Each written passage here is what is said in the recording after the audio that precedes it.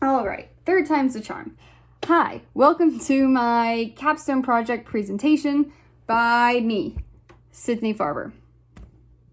So a short self-introduction. My name is Sydney Farber. I am a senior at the University of North Georgia, and my concentration is, my major is interdisciplinary studies, and my concentrations are in humanities and social sciences. Although my humanities concentration is entirely made up of Chinese classes. So from here on, when I refer to my concentrations, they're going to be Chinese and social sciences, because the humanities is just social sciences. It just falls, not so. Humanities is just Chinese classes. It just falls under the humanities category. I started off my college career as a Chinese and global professional major, and then I changed to interdisciplinary studies my junior year. I just wanted to branch out my studies a little bit, and it was looking like, and still looking like, I wouldn't be able to do my senior capstone in either China or Taiwan due to the climate of the world. Either that or I'd go online, and I don't do well in online classes. And so I changed to interdisciplinary studies to be able to branch out the classes I could take, and take some classes that in other areas I was also interested in, such as history and anthropology. So for my capstone project, I decided to make an English class for Chinese speakers. I decided to do this because I figured it would be the best way to showcase both my Chinese concentration and social sciences, and combine them in a way to present them. Yes, and that way, in this way, I could develop a class that would be specifically designed for Chinese students, because we've all been in a class where you take the class and just it doesn't work out. It's not taught in the way that you can understand it or prepared to, or especially with my international friends, I've known some that weren't prepared for the way that the United States classes work, and were just sidelined by it. And so in creating this English class for Chinese speakers, I use my skills developed through the social sciences to create a class better suited for its students. So in creating this class, I decided initially to do an English class rather than a Chinese class, because as a native English speaker myself, I would be much more of a help to someone learning English than someone learning Chinese. Just speaking to a native speaker can have astronomical impact on your language learning ability, as I know from experience. So I would have much more of an impact in someone learning English and Chinese. Furthermore, for the purposes of this project, if I were teaching a Chinese class, I would mainly be communicating in English, and it would just kind of defeat the purpose of the project. So teaching an English class would mean most of the class being in Chinese, less of it being in English, for the purposes of the project.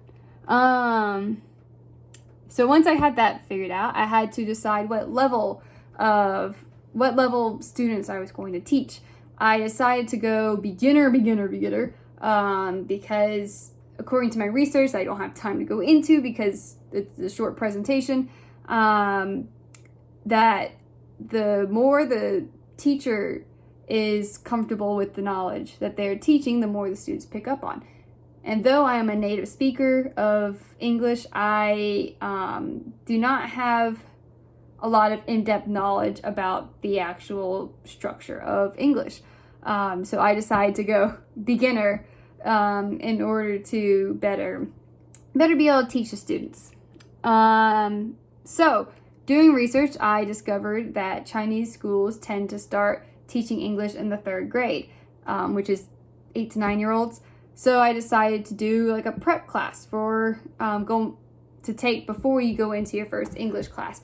these kinds of classes are highly popular in China because of the massive tests that they take at the end of their high school career that determines where they'll go to college, where they can apply for college, so on and so forth. Because of the looming stress of that test, many Chinese students will take a lot of these prep classes or extracurricular classes. And a lot of parents will put the kids in them to try to give them a step up to do better on this test that will decide where they can go to college and then what kind of jobs they can get. So I'm sure a class like this actually exists somewhere in China. If it doesn't, someone should get on that because it would make them some big money. So I decided to do a class, like a week-long course, just to give the students like a solid foundation to start their English journey. As I said, my goal was to prepare students to enter into their English learning journey by giving them a solid foundation and excitement for the subject. Yes. And the product goal for this class is for them to give a short self-introduction. So they are 8-year-olds. So it's not anything, highly advanced. And they are beginner. So just, like hi, my name is Sydney. I'm 22 years old. I'm a student. I'm from the United States. Nice to meet you. That kind of thing. Just to give them a foundation and a set point to be like, oh, look, I did this and it's useful. That's kind of cool. I want to do some more to encourage them in their language learning journey. So I forgot to say something. So in the second part of the goal, I mentioned to give them excitement for the subject.